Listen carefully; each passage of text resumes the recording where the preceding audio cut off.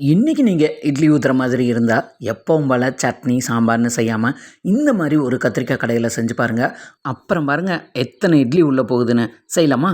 இப்போ நான் ஒரு 400 கிராம் அளவுக்கு கத்திரிக்காயை நல்லா கட் பண்ணி எடுத்து வச்சுருக்கேன். இது கூட 200 கிராம் அளவுக்கு உருளைக்கிழங்க தோலை சீவிட்டு சின்ன சின்ன பீஸாக கட் பண்ணி தனியாக எடுத்து வச்சுருங்க. இப்போ ஒரு குக்கரில் கொஞ்சமாக தண்ணி சேர்த்துட்டு நம்ம கட் பண்ணி எடுத்து வச்சுருக்க கத்திரிக்காயை இதோட சேர்த்துருங்க. அதே மாதிரி கட் பண்ணி எடுத்து வச்சுருக்க உருளைக்கிழங்கையும் இதோடையே சேர்த்துடலாம். 4 மீடியம் சைஸ் தக்காளி கட் பண்ணி எடுத்திருக்கேன். அந்த 4 தக்காளியும் இதோடையே சேர்த்துருங்க. தென் இது கூட 2 பச்சை மிளகாயை லைட்டாக இந்த மாதிரி கீறிட்டு அந்த பச்சை மிளகாயும் இதோட சேர்த்துருங்க. இப்போ இந்த கத்திரிக்காய் கடைகளுக்கு தேவையான அளவுக்கு உப்பும் சேர்த்துட்டு லிட்டை போட்டு க்ளோஸ் பண்ணி விசிலை போட்டு ஒரு 2லேருந்து 3 விசில் விட்டு ப்ரெஷர் போகிற வரையும் வெயிட் பண்ணுங்கள். இப்போ இன்னொரு கடாயில் கொஞ்சமாக ஆயில் சேர்த்துட்டு 1 டீஸ்பூன் அளவுக்கு கடுகும் உளுந்தும், கடுகு உளுந்து பொரிஞ்சதுக்கப்புறமா 1 டீஸ்பூன் அளவுக்கு ஜீரகம், 10 சின்ன வெங்காயம் கட் பண்ணி எடுத்து வச்சுருக்கேன் அதையும் சேர்த்துட்டு கொஞ்சமாக கருவேப்பிலை, 2 வரமிளகாய் இதையும் சேர்த்துட்டு வெங்காயம் நல்லா வதங்கி வந்ததுக்கப்புறமா 1/4 டீஸ்பூன் மஞ்சள் தூள், 1 டீஸ்பூன் அளவுக்கு குழம்பு மிளகாய் தூள், அதாவது நம்ம வீட்டில் சாம்பார் தூள் அரைச்சி வச்சிருப்போம் இல்லையா, அதை சேர்த்துட்டு ஒரு 10 செகண்ட் வதக்கி விடுங்க.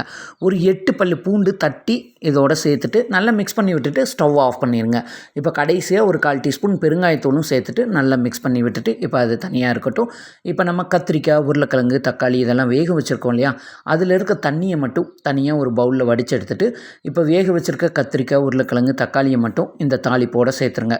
இதுக்கு தேவையான அளவுக்கு உப்பும் இதோட சேர்த்துட்டு ஒரு மத்து வச்சு நல்லா இந்த மாதிரி நல்லா மேஷ் பண்ணி விடுங்க. நல்லா கடைஞ்சி விட்டுட்டு இப்போ இது ரொம்ப வலுவலுப்பாக இல்லாமல் குறப்பாக ஒரு 80% கடைஞ்சி விட்டுருங்க. இது கூட ஒரு அரை கைப்பிடி அளவுக்கு மல்லி இலையும் போட்டு நல்லா மிக்ஸ் பண்ணி விட்டுட்டு நம்ம கத்திரிக்காய், உருளைக்கிழங்கு வேக வச்ச தண்ணி இருக்கு இல்லையா, அதையும் இந்த கடையலோடு சேர்த்து நல்லா கலந்து கொடுத்துருங்க.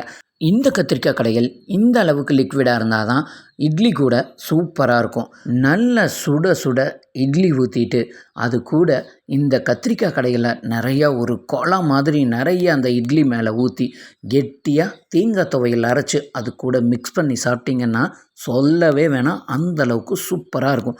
இந்த கத்திரிக்காய் கடைகள் இட்லிக்கு மட்டும் இல்லைங்க, நல்ல மொறுன்னு தோசை ஊற்றி அது கூட இந்த கத்திரிக்காய் கடைகள் ஊற்றி சாப்பிட்டாலும் சூப்பராக இருக்கும். நல்ல சூடான சாதத்தில் இந்த கத்திரிக்காய் கடைகள் ஊற்றி கெட்டியாக ஒரு தேங்காய் துவையல் அரைச்சி வச்சு சாப்பிட்டிங்கன்னா எந்த சைடிஷும் தேவையில்லை, அம்புட்டு ருசியாக இருக்கும். கண்டிப்பாக இந்த ரெசிப்பியை நீங்களும் ட்ரை பண்ணி பாருங்கள். இந்த வீடியோ பிடிச்சிருந்தா உங்கள் ஃப்ரெண்ட்ஸ் அண்ட் ஃபேமிலிக்கு மறக்காமல் ஷேர் பண்ணி விடுங்க. இது அவங்களுக்கு ரொம்ப யூஸ்ஃபுல்லாக இருக்கும். மறக்காமல் நம்ம சேனலை லைக் பண்ணி சப்ஸ்கிரைப் பண்ணிடுங்க.